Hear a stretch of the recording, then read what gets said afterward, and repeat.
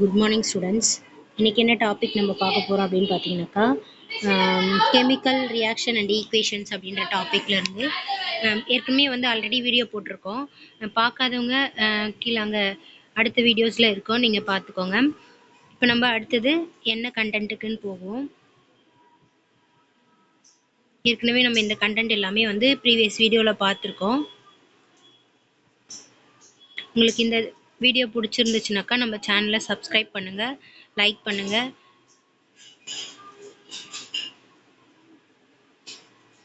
இப்போ chemical reactions பார்க்கலாம். Chemical ரியாக்ஷன்ஸில் நமக்கு என்ன கொடுத்துருக்காங்க அப்படின்னு பார்த்தீங்கன்னாக்கா, அதாவது கம்பைன் ரியாக்ஷன் அப்படின்றது ஒன்று கொடுத்துருக்காங்க. கெமிக்கல் பாண்டு, அதாவது ரியாக்டன்ட் என்ன ஆகுதுன்னு பார்த்தீங்கன்னா இன்வால்வ் ஆகி பிரேக்கிங் ஆகி மேக்கிங் எ பாண்ட், ஒரு பாண்டாக வந்து ஃபார்ம் ஆகும். அது எப்படி ஃபார்ம் ஆகுது அப்படின்னு பார்த்தீங்கன்னாக்கா, atom to produce one substance, atom ரெண்டு பாண்ட் ஆஃப் கண்டென்ட் வந்து ஒரு சப்ஸ்டன்ஸாக மாறிச்சு அப்படின்னா இதுதான் கெமிக்கல் ரியாக்ஷன் சொல்லிட்டு இந்த சாப்டர் பார்ப்போம்னு சொல்கிறாங்க. இப்போ ஃபார் எக்ஸாம்பிள் கால்சியம் ஆக்சைடு இருக்குது, அதை கூட வாட்டரை வந்து இது பண்ணுறாங்க. நமக்கு என்ன ரிலீஸ் ஆகுதுன்னு பார்த்தீங்கன்னாக்கா கால்சியம் ஹைட்ராக்சைடு வந்து ரிலீஸ் ஆகுது. இதில் நமக்கு ரெண்டு ரியாக்டன்ட் ஒரே ஒரு ப்ராடக்ட் இருக்குது. அதாவது கால்சியம் ஆக்சைடும் வாட்டரும் கம்பைன் ஆகிறதுனால ஒரு சிங்கிள் ப்ராடக்ட் கால்சியம் ஹைட்ராக்சைடு கிடைக்குது. இந்த சிங்கிள் ப்ராடக்ட் வந்து டூ ரியாக்டன்ட்னால ஃபார்ம் ஆனதுனால இது கம்பைன் ரியாக்ஷன்ஸ் அப்படின்னு சொல்கிறாங்க. அடுத்தது நம்ம வந்து இங்கே இன்னும் ஒரு கண்டென்ட் கொடுத்துருக்காங்க. ஃபார் எக்ஸாம்பிள் சியும் O2வும் சேர்றதுனால நமக்கு CO2 ஃபார்ம் ஆகுது. ஹெச்சும் O2வும் சேர்றதுனால 2H2O கிடைக்குது. இது எல்லாமே ரெண்டு இல்லை ரெண்டுக்கு மேற்பட்ட சப்ஸ்டன்ஸ் வந்து கம்பைன் ஆகி ஒரு சிங்கிள் ப்ராடக்ட் கொடுக்கறதுனால இதை காம்பினேஷன் ரியாக்ஷன்ஸ் அப்படின்னு சொல்கிறாங்க.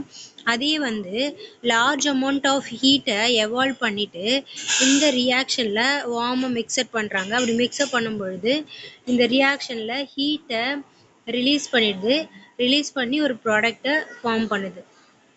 ரிலீஸ் பண்ணதாக கூட அது ஒரு ப்ராடக்ட் ஃபார்ம் ஆகுதுன்னு சொல்கிறாங்க. இது எக்ஸோதெர்மிக் ரியாக்ஷன்ஸ் அப்படின்னு சொல்கிறாங்க. For example burning natural gases ஆன CH4 அப்படின்றத பர்ன் பண்ணிக்கிறாங்க. பர்ன் பண்ணும் பொழுது அதான் கூட நமக்கு 2O2 அப்படின்றதையும் கொடுத்துக்கிறாங்க. இதை வந்து என்னன்னு சொல்கிறாங்கன்னு பார்த்தீங்கன்னாக்கா, நம்ம கம்பைன் ரியாக்ஷன் வந்து எக்ஸோதெர்மிக் ரியாக்ஷன்ஸ் அப்படின்னு சொல்கிறாங்க. இப்போ டைஜஷன் அண்ட் ஃபுட், அதாவது ஒரு ஃபுட்டை வந்து பார்த்தீங்கன்னாக்கா எனர்ஜிக்காக ரைஸு, பொட்டேட்டோ, ப்ரெட்டு இது மாதிரிலாம் இருக்குது. அதெல்லாம் வந்து பார்த்தீங்கன்னாக்கா ஒரு கார்போஹைட்ரேட்ஸ், அது வந்து பிரேக்கன் ஆகி என்ன பண்ணுதுன்னா குளுக்கோஸாக மாறுதுன்னு சொல்கிறாங்க. அதனால் நமக்கு என்ன பண்ணுதுனாக்கா இந்த குளுக்கோஸ் வந்து ஆக்சிஜனாக கூட கம்பைன் ஆகிட்டு நமக்கு எல்லா பாடிஸ்க்கும் எனர்ஜியை வந்து ப்ரொடக்ஷன் பண்ணுது. இந்த ஸ்பெஷல் ரியாக்ஷன் தான் வந்து ரெஸ்பிரேஷன் சொல்கிறாங்க. ஃபார் எக்ஸாம்பிள் C6H12O2 அப்படின்றது வந்து குளுக்கோஸு, அது ஆக்சிஜனாக கூட சேர்ந்து நமக்கு என்ன பண்ணுதுனாக்கா CO2 அப்படின்றது வாட்டராகவும் எனர்ஜியாக வந்து நமக்கு போகுது. இந்த வெஜிடபிள் மெட்டீரியலை வந்து எக்ஸோதெர்மிக் ரியாக்ஷனாக கூட கம்பேர் பண்ணுறாங்க. அதாவது சிங்கிள் ப்ராடக்ட் வந்து ரியாக்ஷன் அவுட் டேக் பிளேஸ் ஆகும்பொழுது இன்னொன்று ஃபார்ம் ஆகும்னு சொல்கிறாங்க. அடுத்தது டீகம்போசிஷன் ரியாக்ஷன். டீகம்போசிஷன் ரியாக்ஷன் வந்து அப்படியே அதுக்கு ஆப்போசிட்டாக இப்போ இதில் டபுள் ப்ராடக்ட் இருக்கும், அதாவது சிங்கிள் ப்ராடக்ட் இருக்கும், சிங்கிள் ரியாக்டன்ட் இருக்கும், அது வந்து நமக்கு டபுள் ப்ராடக்டாக மாறும்.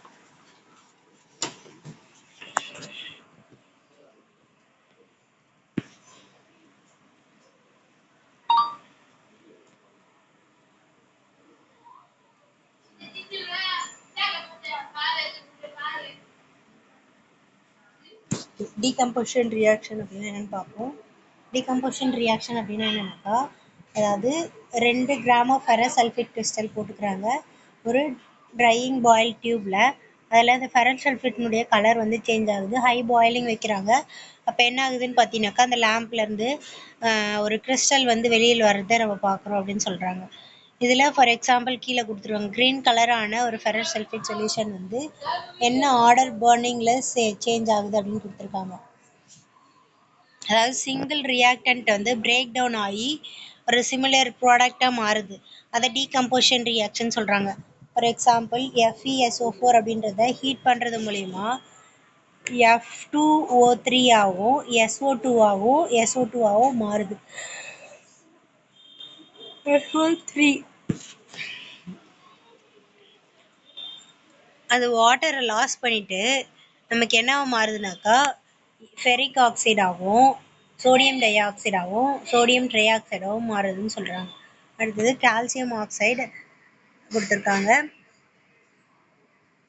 இதில் கால்சியம் கார்பனேட் வந்து calcium oxide and calcium di oxide வந்து ஃபார்ம் பண்ணுது.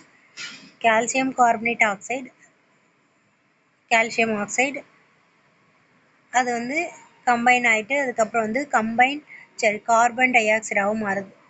கம்பைன் ஆனதுக்கப்புறம் கால்சியம் கார்பனேட் வந்து கால்சியம் ஆக்சைடையும் கார்பன் டை ஆக்சைடையும் வந்து உருவாக்குதுன்னு சொல்கிறாங்க. இதை வந்து டீகம்போசிஷன் ரியாக்ஷன் சொல்கிறாங்க. இந்த கால்சியம் ஆக்சைடு அப்படின்றது வந்து லைம் குயிக் லைன் அந்த மாதிரி ஃபார்மேட்டில் இருக்கும். இது வந்து சிமெண்ட்டை மேனுஃபேக்சர் பண்ணுறதுக்காக உருவாகுது. அதாவது இந்த டீகம்போசிஷன் அப்போ reaction carried out the heat இந்த ரியாக்ஷன் வந்து ஹீட்னால கேரி ஆகிறதுனால இது என்னன்னு சொல்கிறாங்கனாக்கா தெர்மல் டீகம்போசிஷன் சொல்கிறாங்க.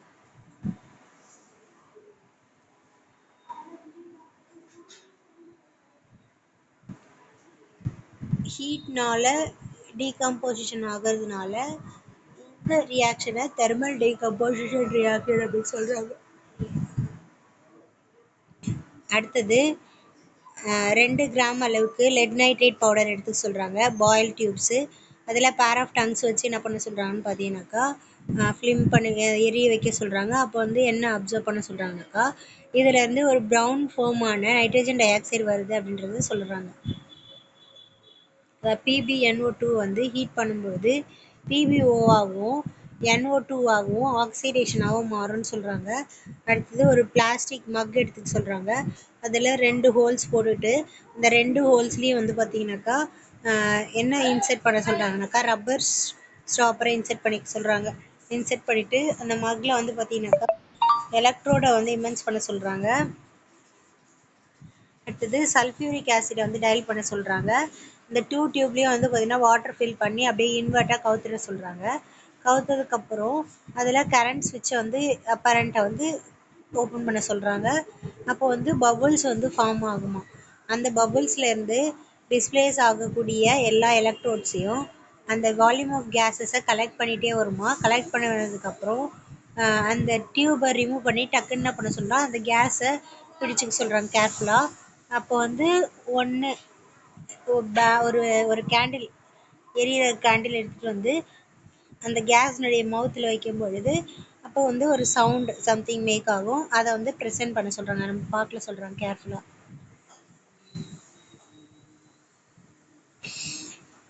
அடுத்தது சில்வர் குளோரைடு ஒன்று எடுத்துக்க சொல்கிறாங்க. அது வந்து கிரே கலரில் இருக்கும் சைட்லேண்டில். அப்புறமேட்டா டீகம்போஸ் ஆகி அது வந்து சில்வர் அண்டு குளோரைடுன்னு தனியாக பிரியுது அப்படின்னு சொல்கிறாங்க. அடுத்தது சில்வர் புரோமைடு எடுத்துக்க சொல்கிறாங்க. அதே சேம் வே சில்வர் தனியாக புரோமைட் தனியாக வந்து மாறுது. பிளாக் ஒயிட் ஃபோட்டோகிராஃப் அப்படின்னு சொல்கிறாங்க. இந்த டீகம்போசிஷன் ரியாக்ஷன்னாக்கா ஹீட்னாலேயோ லைட்னாலேயோ எலக்ட்ரிசிட்டினாலோ பிரேக் டவுன் ஆகி அந்த ரியாக்டன்ட் வந்து அப்சர்வ் பண்ணிக்கிச்சு அப்படின்னா இந்த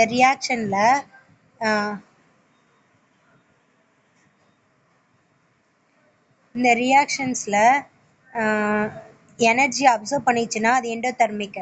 அதே வந்து ஹீட்டை ரிலீஸ் பண்ணிச்சு அப்படின்னாக்கா அது எக்ஸோதெர்மிக். எனர்ஜி அப்சர்வ் பண்ணிச்சு அப்படின்னாக்கா அது எண்டோதெர்மிக் ரியாக்ஷன்ஸ்ன்னு சொல்கிறாங்க. அடுத்தது டிஸ்பிளேஸ்மெண்ட் ரியாக்ஷன் என்னென்னு கொடுத்துருக்காங்க. டிஸ்பிளேஸ்மெண்ட் ரியாக்ஷன்ஸ் அப்படின்னா என்னென்னாக்கா இப்போ ஃபார் எக்ஸாம்பிள் ஒரு டெஸ்ட் டியூப் எடுத்துக்க சொல்கிறாங்க. டெஸ்ட் டியூப்பில் காப்பர் சல்ஃபேட் சொல்யூஷனை வச்சுக்க சொல்கிறாங்க. அந்த காப்பர் சல்ஃபேட் சொல்யூஷன் வந்து ப்ளூ கலரில் இருக்கும். அந்த டெஸ்ட் டியூப்பில் ஒரு 2 அயான் நெய்லை வந்து போட்டுக்க சொல்கிறாங்க. அந்த 2 அயான் நெய்லை வந்து பார்த்தீங்கன்னாக்கா ஒன்று வந்து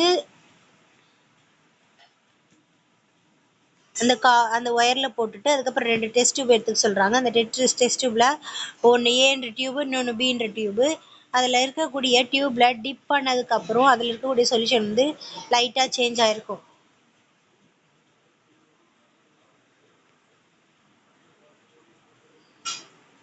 ஃபார் எக்ஸாம்பிள் இங்கே கொடுத்துருக்காங்க பாருங்கள்.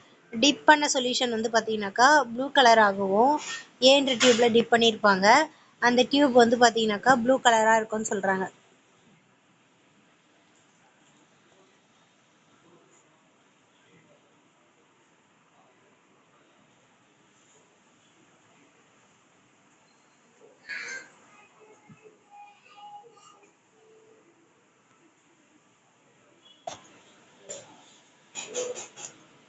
அந்த 20 மினிட்ஸ் டிப் பண்ணதுக்கப்புறம் நமக்கு இந்த லைட்டான சொல்யூஷன் வந்து கிடைக்கும் இந்த பீன்ற டியூப்பில் ரியாக்டன்ட் ஆகி. அப்போ இதில் காப்பர் சல்ஃபேட் வந்து திக் ப்ளூ கலரில் இருக்குது. லைட் ப்ளூ கலரில் இருக்கிறது வந்து அந்த ரெஸ்ட் படிஞ்சு அந்த அயானுக்கு சேர்ந்ததுனால என்ன ஆகுதுன்னு பார்த்தீங்கன்னாக்கா நமக்கு ஒரு எஃபியும் காப்பர் சல்ஃபேட் CuSO4 சேர்க்குறாங்க. அப்போ Fe சல்ஃபேட்டும் சேர்ந்துட்டு Cu மட்டும் காப்பர் சல்ஃபேட் மட்டும் தனியாக விட்டுருதுன்னு சொல்கிறாங்க. அதனால தான் ரெஸ்ட் பிடிக்கிறதுன்னு சொல்கிறாங்க. அடுத்தது ஜிங்க்கும் காப்பர் சல்ஃபேட்டும் கொடுக்குறாங்க. ஜிங்க் சல்ஃபேட் காப்பராக மாறிடுது. லெட்டும் காப்பர் சல்ஃபேட்டும் கொடுக்குறாங்க. காப்பர் சல்ஃபேட் வந்து ரெட்டாக மாறிடுதுன்னு சொல்கிறாங்க. இதில் ஜிங்க்கும் லெட்டும் எப்படி மாறுதோ அதே மாதிரி ஏதாவது வந்து பார்த்தீங்கன்னாக்கா இந்த டிஸ்பிளேஸ்மெண்ட் நடக்குது. அதாவது ஒரு பொருள் வந்து பிரிஞ்சு டிஸ்பிளேஸ் ஆகிட்டு இன்னொரு பொருள் வந்து உருவாகிறதா வந்து டிஸ்பிளேஸ்மெண்ட் ரியாக்ஷன் சொல்கிறாங்க. அதில் இருக்கக்கூடிய Cuவும் ரிமூவ் ஆகிட்டு நமக்கு இன்னொன்று ஃபார்ம் ஆகுது இல்லை zinc sulphate, iron sulphate, lead sulphate, lead chloride இந்த மாதிரி ஃபார்ம் ஆகிறத வந்து நம்ம என்னன்னு சொல்கிறோம்னாக்கா டிஸ்பிளேஸ்மெண்ட் ரியாக்ஷன் சொல்கிறோம். டபுள் டிஸ்பிளேஸ்மெண்ட் ரியாக்ஷன்னாக்கா இப்போ ஃபார் எக்ஸாம்பிள் வந்து 3 ml ஆஃப் சோடியம் சல்ஃபேட் வச்சுக்கிறாங்க. அதே 3 ml ஆஃப் பேரியம் குளோரைடு ஒரு டியூப்பில் வச்சுக்கிறாங்க. ரெண்டுத்தையும் மிக்ஸ் பண்ண சொல்கிறாங்க. மிக்ஸ் பண்ணும் பொழுது அதில் இருக்கக்கூடிய சப்ஸ்டன்ஸ் வந்து சால்யூபிள் ஆகலை அப்படின்னா அதை ப்ரெசிபிடேட்னு சொல்கிறாங்க. இந்த மாதிரி சால்யூபிள் ஆகாமல் இருக்கிறத ப்ரெசிபிடேட் ரியாக்ஷன்ஸ் அப்படின்னு சொல்கிறாங்க. அதுக்கப்புறம் Na2SO4 BaCl அதாவது சோடியம் சல்ஃபேட் பேரியம் குளோரைடு, அப்புறம் வந்து பேரியம் சல்ஃபேட் வந்து சோடியம் குளோரைடாகவும் மாறுது. அப்படியே அதில் இருக்கக்கூடிய அந்த Baவும் Caவும் Naவும் வந்து அப்படியே சேஞ்ச் ஆகிறதுனால இந்த இடத்துல இருக்குது அங்கே போகுது, இந்த இடத்துல இருக்குது அங்கே போகுது, டபுள் டிஸ்பிளேஸ்மெண்ட் ஆகுதுன்னு சொல்கிறாங்க. ரெண்டு வந்து டிஸ்பிளேஸ் ஆகிறதுனால அது டபுள் டிஸ்பிளேஸ்மெண்ட் அப்படின்னு சொல்கிறாங்க. ஃபார் எக்ஸாம்பிள் Ba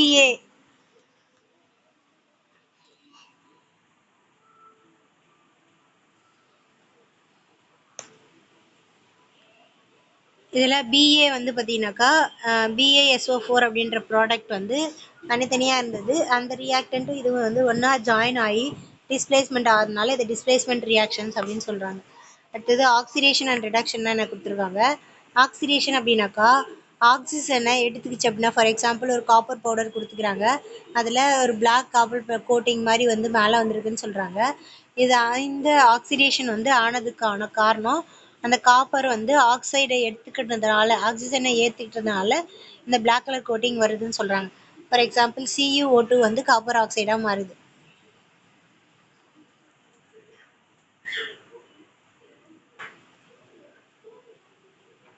அடுத்தது இதை என்ன பண்ண சொல்கிறாங்கன்னு பார்த்தீங்கன்னாக்கா ரிவைஸ் பண்ணிக்க சொல்கிறாங்க. ஃபார் எக்ஸாம்பிள் காப்பரும் ஹீட்டு சேரும் பொழுது H2 நமக்கு மாறுதுன்னு சொல்கிறாங்க. அடுத்தது இந்த ஆக்சிடேஷன் ரியாக்ஷன் ஒரு ஆக்சிஜனை எடுத்துக்கிச்சு கெயின் பண்ணிச்சு, சப்ஸ்டன்ஸ் வந்து ஆக்சிஜனை கெயின் பண்ணிச்சுன்னா அந்த ரியாக்ஷன் என்னன்னு சொல்கிறாங்கனாக்கா ஆக்சிடேஷன் ரியாக்ஷன் அப்படின்னு சொல்கிறாங்க.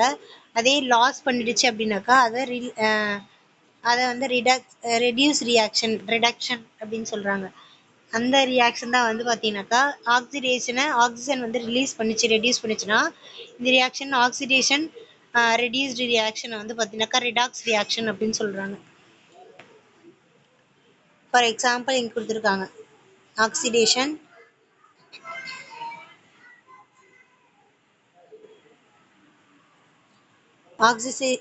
ஆக்சிஜனை எடுத்துக்கிட்டு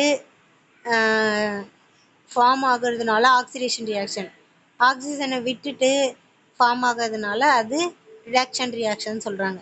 ஃபார் எக்ஸாம்பிள் கீழே கொடுத்துருக்காங்க ஆக்சிஜனை எடுத்துக்கிறதுனால ஆக்சிடேஷன் ரியாக்ஷன்ஸ் அப்படின்னு சொல்கிறாங்க. ZnO + C ஜிங்க் CO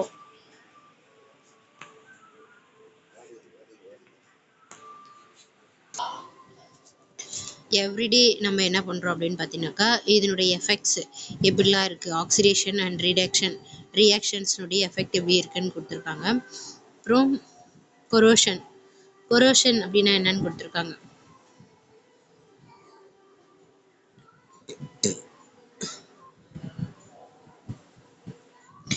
இந்த அயான் ஆர்டிகல்ஸில் நமக்கு ரெட்டிஷ் ப்ரௌன் பவுடர் மாதிரி ஒரு லெஃப்ட் ஆகிட்டு அதுக்கப்புறம் திரும்பி அந்த ரெஸ்டிங் ஆஃப் அயான் இந்த ப்ராசஸை வந்து ட்ரான்னிஷ் பண்ணிவிட்டு அந்த கலர் கோட்டிங்கை வந்து பார்த்தீங்கன்னாக்கா காப்பர் சில்வராக ஃபார்ம் பண்ணுறது. இந்த மெட்டலில் நமக்கு வந்து மாய்ஸ்சரைஸோ இல்லை ஆசிடோ படும் பொழுது இதில் ஒரு வகையான அந்த கொரோஷன் ஏற்படும், இந்த ரஸ்டிங் ஏற்படும். அதாவது black colour coating of silver and green colour coating in copper. சில்வரில் வந்து பிளாக் கலர் ஆகும், காப்பரில் வந்து கிரீன் கலர் ஆகவும் படியும். இது எதனால் உருவாகுதுன்னா அந்த மாய்ஸ்சரைஸ் ஆனால் ஆக்சிஜன் படும் பொழுது, ஆசிட் படும் பொழுது அது வந்து ஃபார்ம் ஆகும், கொரோட் ஆகி நமக்கு அது மாதிரி ஃபார்ம் ஆகும். இதுதான் என்னன்னு சொல்கிறாங்கன்னு பார்த்தீங்கன்னாக்கா கொரேஷன் அப்படின்னு சொல்கிறாங்க, கொரோஷன் அப்படின்னு சொல்கிறாங்க. இந்த கொரோஷன் வந்து கார் டேமேஜ் பண்ணிக்கும், பிரிட்ஜு, அயான் ட்ரைனிங், அதாவது அயான் வந்து ரிலீஸிங் பண்ணும், அண்ட் ஷிப்பு, இந்த மாதிரி மெட்டல் ஆப்ஜெக்ட்ஸ் எல்லாத்தையும் வந்து சீரியஸ் ப்ராப்ளம் கொண்டு போகும். இது enormous amount of money spend to replace the damage of iron. இதை வந்து திரும்பியும் டேமேஜ் ஸ்பெண்ட் பண்ணுறதுக்கு நிறைய டைம் எடுத்துக்கும்னு சொல்கிறாங்க.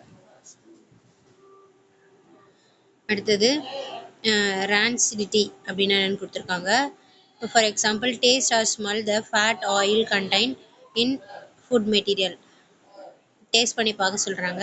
அப்போ வந்து ஃபுட் மெட்டீரியலில் நமக்கு அந்த ஆயில், ஃபேட் இது எல்லாமே ஆக்சிடேஷன் ஆகிறதுனால ரெசைடிங் ஆகி ஒரு ஸ்மெல், டேஸ்ட் சேஞ்ச் ஆகும்னு சொல்கிறாங்க.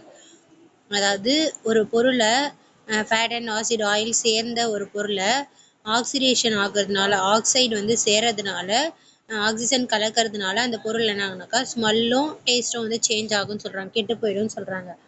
அதே வந்து நம்ம அதே ஆட் ஆன ஃபோர்ஸ்டு கண்டெய்னரில் ஃபேட் ஆயில் இருக்கக்கூடிய ஒரு பொருளை ஏர்டைட் கண்டெய்னரில் ஸ்லோ டவுன் ஆக்சிடேஷனோட நம்ம வைக்கும் பொழுது அதில் நம்ம வந்து கேஸஸ் வந்து, ஃபார் எக்ஸாம்பிள் சிப்ஸ் மேனுஃபேக்சர் பண்ணுறோம் அப்படின்னாக்கா ஒரு ஃப்ரெஷ் பேக்குள்ளே சிப்ஸ், அதாவது பேக் ஆஃப் சிப்ஸ்குள்ளே கேஸையும் நைட்ரஜன் கேஸை வந்து இன்சர்ட் பண்ணும் பொழுது அந்த சிப்ஸ் வந்து ஆக்சிடேஷன் ஆகாமல் ப்ரிவென்ட் பண்ணப்படுதுன்னு சொல்கிறாங்க. ஃபார் எக்ஸாம்பிள் இங்கே கொடுத்துருக்காங்க. Thank you for watching this video. If you like this video, please subscribe for this video.